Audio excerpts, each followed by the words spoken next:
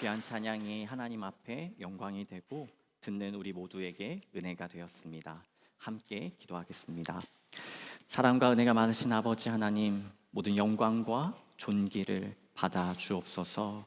특별히 오늘도 주의 백성으로 우리를 삼아 주시고 우리의 삶을 하나하나 세심하게 보살피시고 인도해 주시는 그 은혜가 우리에게 족합니다. 주의 백성으로 우리가 이곳 자리에 모여 있는데 주님께서 우리의 간구 가운데, 부르짖음 가운데, 아픔 가운데, 때로는 기쁨 가운데 응답하여 주셔서 날마다 주님과 동행하는 삶을 살게 하여 주옵소서.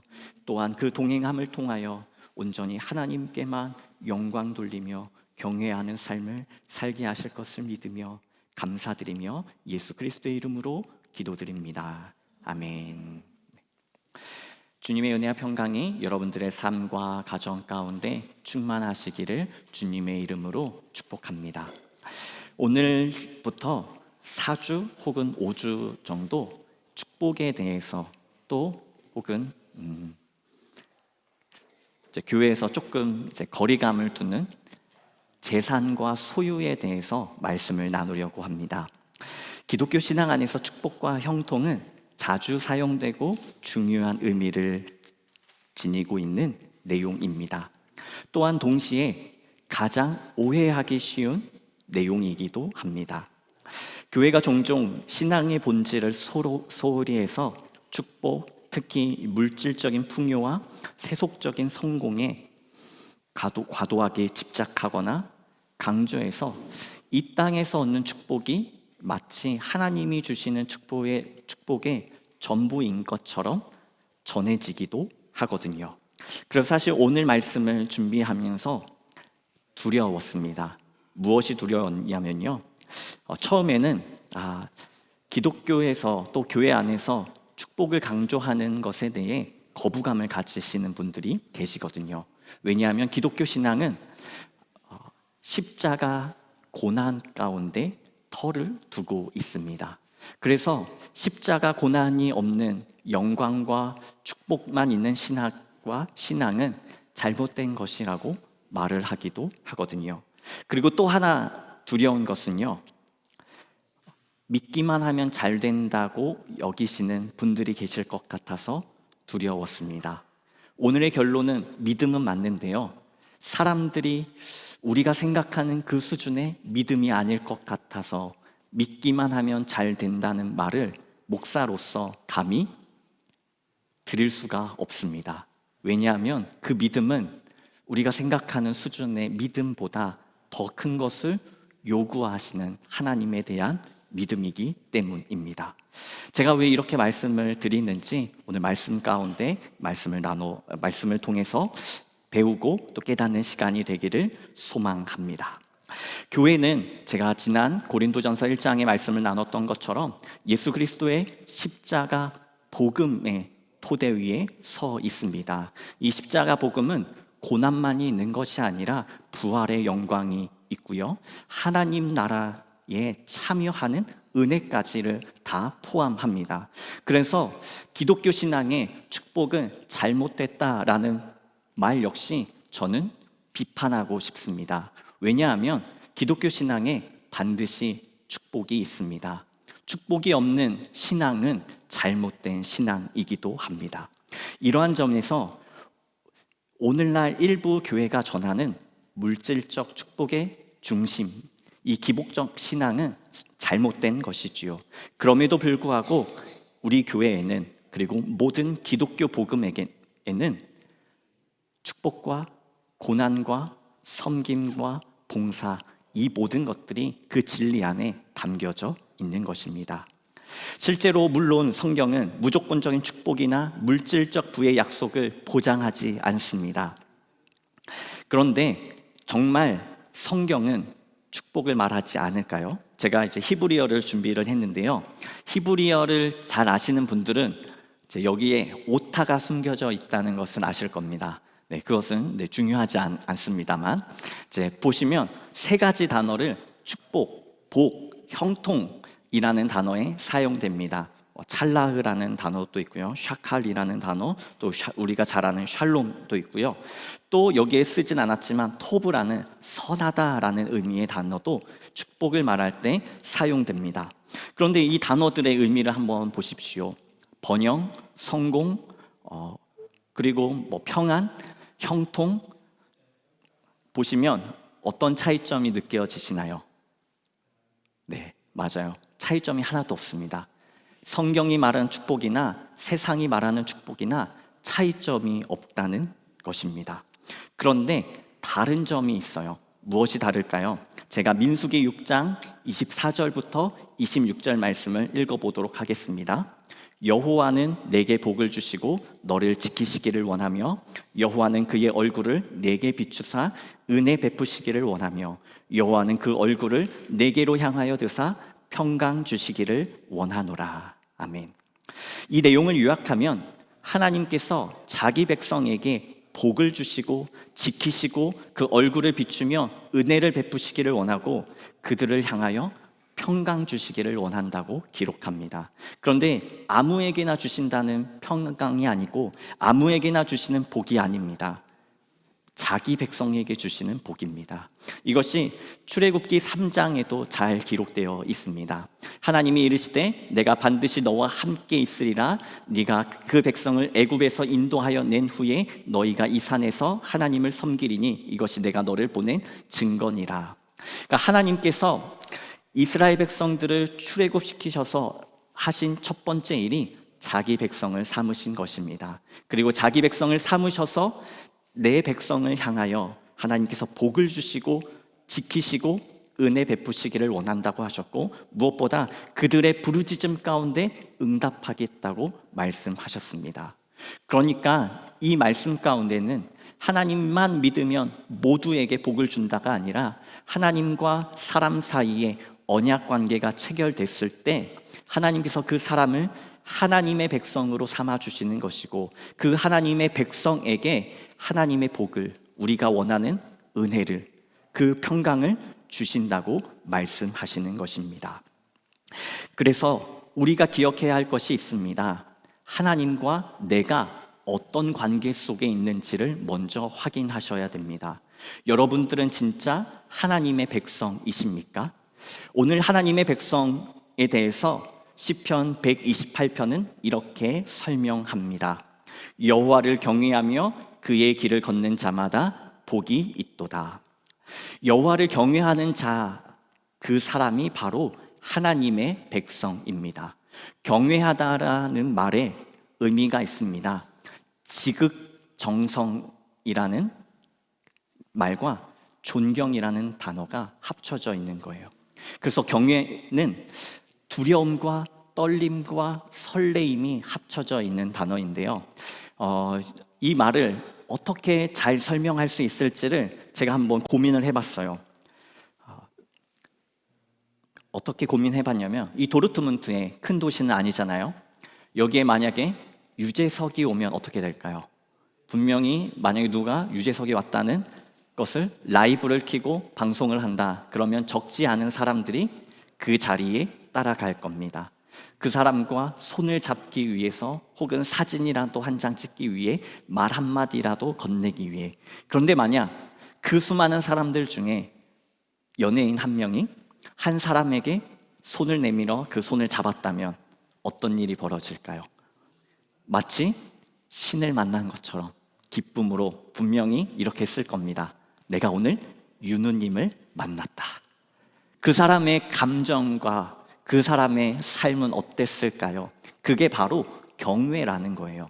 경외가 단순히 굉장히 거룩하고 또 영적인 것뿐만 아니라 내가 간절히 원하고 만나고 싶고 그 만나기 위해 내 모든 노력과 수고를 다하는 것, 그것이 바로 하나님께서 말씀하시는 경외입니다.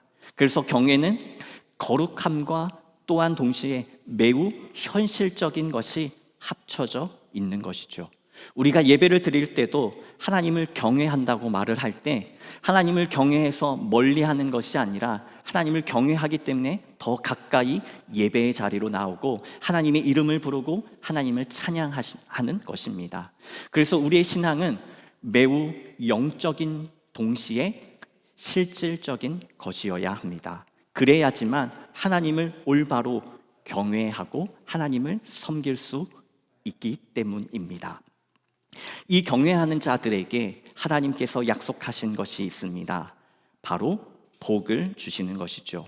1절과 4절을 보면 여호와를 경외하며 그의 길을 걷는 자마다 복이 있도다. 여호와를 경외하는 자는 이같이 복을 얻으리로다.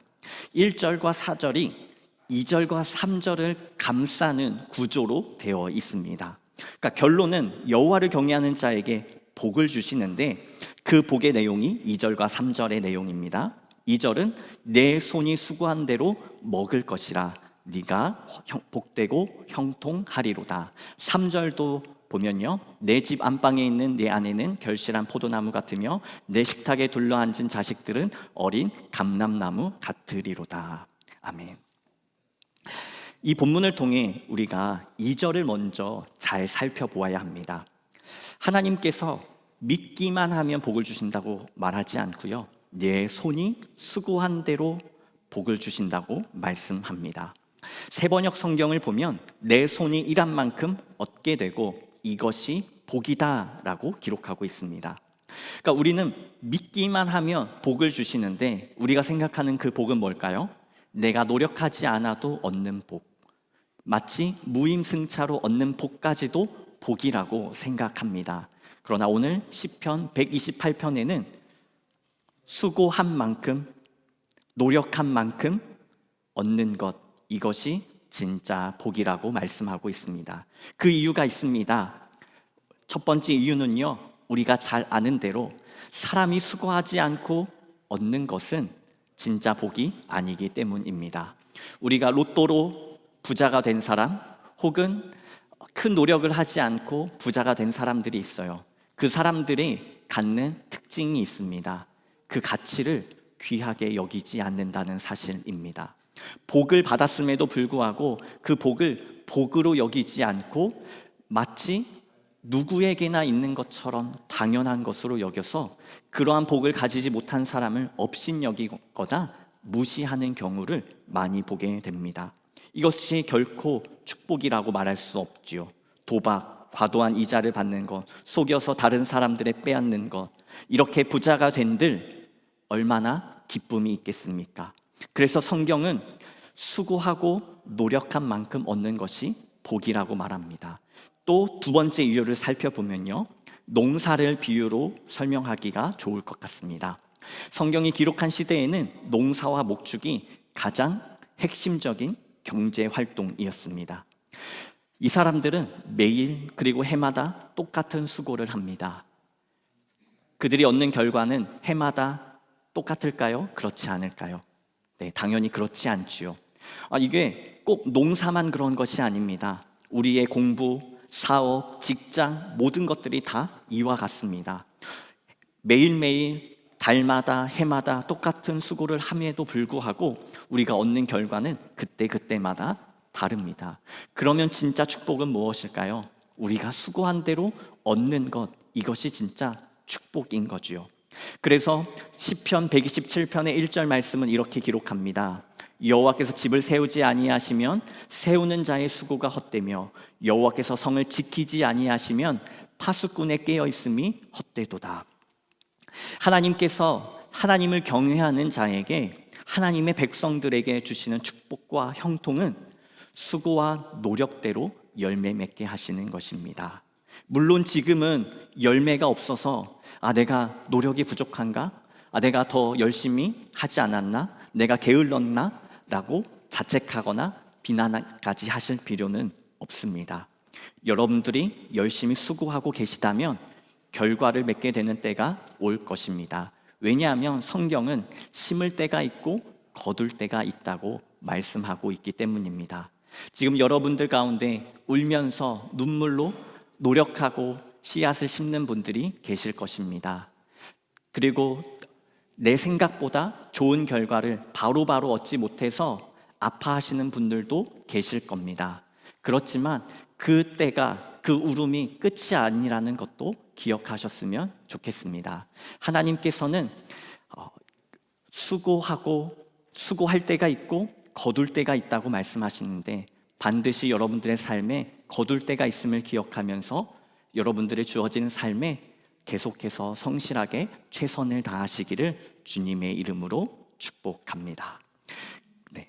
그래서 내 손으로 일한 만큼 내가 먹으니 이것이 복이요 은혜이다.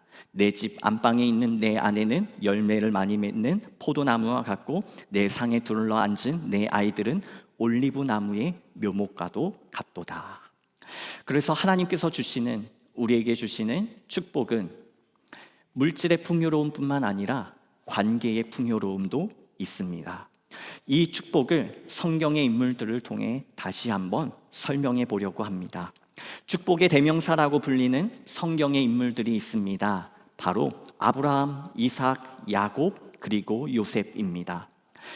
우리가 아브라함을 부를 때 뭐라고 부를까요? 우리는 아브라함을 믿음의 조상이라고 부릅니다. 그가 아무리 많은 축복을 경험해 받았고 또 정말로 그 축복이 아브라함으로만 끝나지 않고 이삭과 야곱과 그의 후손, 그의 가문에 흘러갔음에도 불구하고 우리는 아브라함을 축복의 조상이 아닌 믿음의 조상이라고 부르지요. 왜 아브라함은 축복의 조상이 아닌 믿음의 조상일까요? 무엇이 하나님이 아브라함을 축복하셨으며 또 아브라함의 어떤 모습이 하나님을 기쁘시게 했을까요? 창세기 11장 말씀에 하나님께서 아브라함을 향해 이렇게 말씀하셨습니다. 우리가 잘 알고 있는 대로 너는 너의 고향과 친척과 아버지의 집을 떠나 내가 내게 뭐할 땅으로요? 지시할 땅으로 가라. 아브라함은 이 말도 안 되는 하나님의 부르심에 말씀을 의지하며 순종했지요. 그의 순종 가운데는 순종을 통해서 하나님께서 아브라함에게 형통함을 또 축복을 약속해 주셨습니다. 그것이 바로 창세기 12장에도 기록되어 있고 15장에도 기록되어 있습니다. 내 이름을 창대하게 하리라. 내 민족을 하늘의 별과 바다의 모래처럼 많게 하리라. 너는 복의 근원. 이제 개역개정 본문에는 복이 될지라. 이 아브라함의 무모함처럼 여러분 하나님을 신뢰하고 경외하고 계십니까? 아브라함의 무모함이 정확하게는 하나님에 대한 경외함이 하나님으로부터 약속을 받고 그 약속을 성취한 비결입니다. 그런데 여기서 끝이 아니었습니다. 하나님께서는 아브라함을 시험하시려고 100세에 얻은, 아주 늦은 나이에 얻은 그의 아들 이삭을 하나님께서 말씀하시는 산으로 데려가서 번제로 태워버리라고 하셨습니다. 내가 사랑하는 내 독자 이삭을 데리고 번제로 드려라. 우리는 이렇게 말합니다. 제가 믿는 하나님은요, 아주 인격적이시고 아주 합리적인 분이셔서 절대 그런 걸 나에게 요구하실 리가 없습니다. 그런 하나님은 나는 도저히 믿을 수가 없습니다. 그런데요, 아브라함은 어떻게 했을까요? 이삭을 데리고 번제로 드렸습니다. 물론 성경의 말씀을 보면 아브라함은 이삭을 번제로 드리지 않았습니다. 왜냐하면 하나님께서 막으셨거든요. 그럼에도 불구하고 저뿐만 아니라 많은 사람들이 아브라함이 이삭을 번제로 드렸다라고 말을 하는 이유는 행동이 아니라 그의 마음에 있기 때문입니다. 이미 그는 마음으로 자신의 사랑하는 이삭을, 자신의 삶의 가장 중요한 것을 하나님 앞에 제물로 드렸기 때문입니다. 그 마음에는 무엇이 담겨져 있을까요? 하나님, 이 이삭을 내가 너무나도 사랑하고 이 이삭이 내 삶의 전부이지만 하나님께 드립니다. 그때 하나님께서는 아브라함의 믿음을 그의 의로 여기셨다고 기록하고 있습니다. 또한 하나님께서 이제 내가 나를 경외하는 줄을 알리라 라고 말씀하셨지요. 그 경외함이 오늘 본문과도 연결되어 있습니다. 아브라함이 복을 받은 이유는 바로 하나님을 향한 절대적인 신뢰였고 경외함 때문이었습니다. 그리고 그 가운데 가장 중요한 것, 그의 아들 이삭에게 하나님을 경외하는 신앙을 가르쳐 주었지요. 이삭 또한 축복을 많이 받은 사람 중에 한 명입니다. 창세기 말씀을 보면요, 이삭이 농사를 지어서 100배나 그 결실을 얻었다고 기록하고 있습니다.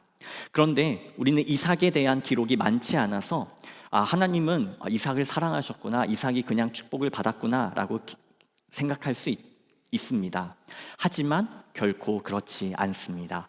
아브라함이 이삭을 바치려고 했을 때 무모한 믿음을 보인 아브라함뿐만 아니라 절대적인 하나님에 대한 신뢰를 보인 이삭도 그 자리에 있었습니다. 이삭이 하나님에 대한 혹은 자신의 삶에 대한 믿음과 신뢰를 나타내는 본문들이 있습니다. 우리 이삭의 이름을 우물 파는 자라고 말을 하는데요, 지금은 물을 마음껏 쓸 수 있지만 옛날에는 그렇지 않았습니다. 물을 얻기 위해서는 직접 땅을 파야 했고요, 그래서 그 물은 특별히 이스라엘 지역 사막 기후와 같은 이 지역은 물이 귀해서 물은 소중한 생명이었고 재산이었고 권력의 상징이었습니다. 이삭은 그런 우물을 넉넉하게 가지고 있었지요. 그런데 문제는 이삭이 이런 우물을 여러 번 빼앗겼다는 것입니다. 이 본문을 읽으면 읽을수록 과연 이삭이 우물을 빼앗겼던 것일까라는 의문을 갖게 합니다. 왜냐하면 이삭의 사람들, 이삭의 가족들, 또 이삭의 종들은 우리가 싸워서 지켜내자고 분명히 이삭에게 말했습니다. 그런데 이삭은 어떻게 결정했냐면요, 그냥 주라고, 우리가 떠나자라고 말을 합니다. 비록 주변에서는 절대 빼앗기면 안 된다고 했지만 이삭은 상식적으로 생각하지 않고 심지어 자기의 것을 내어주면서 하나님을 향한 절대적인 신뢰와 믿음으로 행동했습니다. 그리고 다른 곳으로 가서 우물을 팠습니다.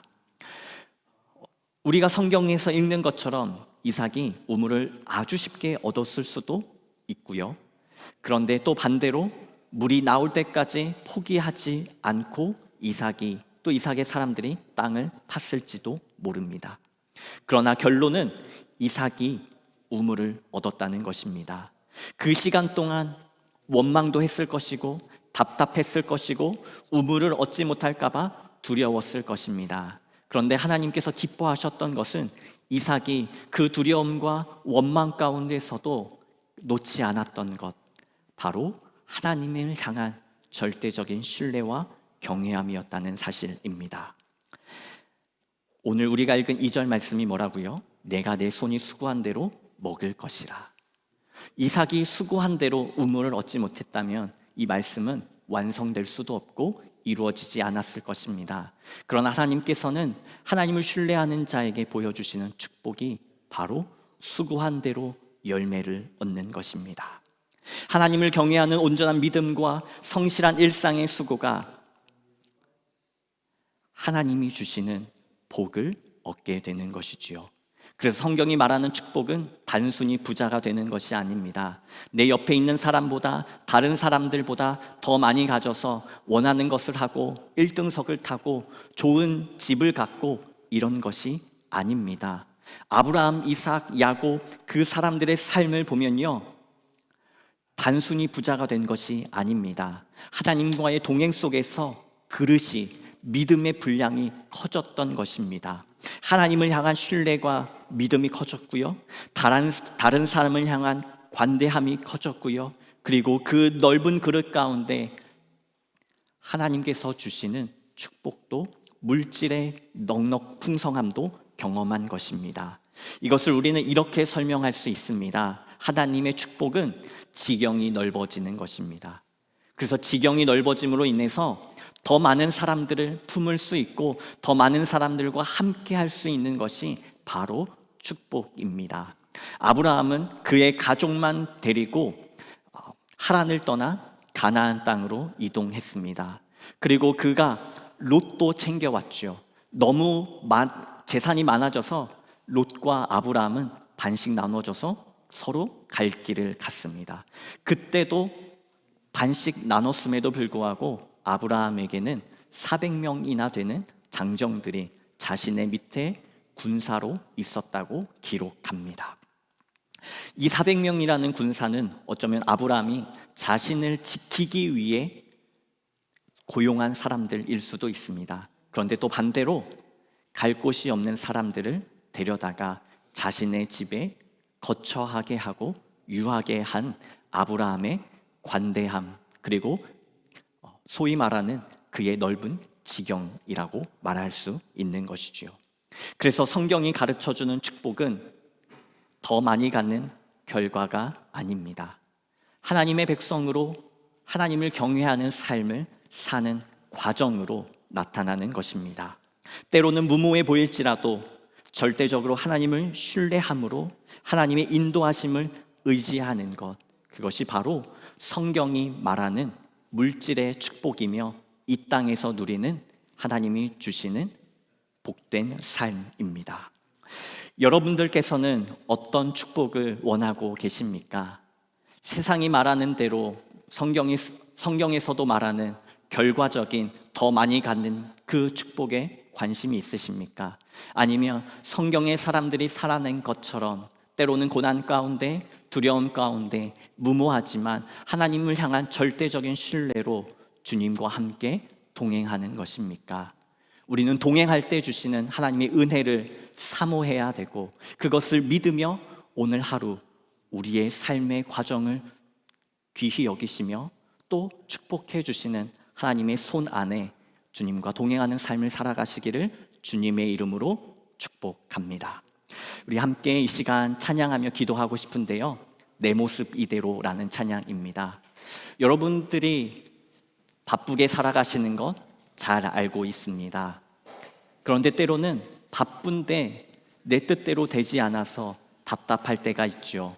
하나님, 비결 좀 알려주십시오라고 기도할 때도 있고, 저 사람은 이렇게 부자가 됐다는데 나도 한번 저렇게 해볼까? 라는 유혹 가운데 빠지기도 합니다.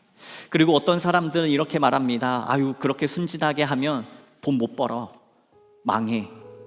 그런데 그 가운데 하나님의 마음을 품고 기도하면서 살아가시기를 소망합니다.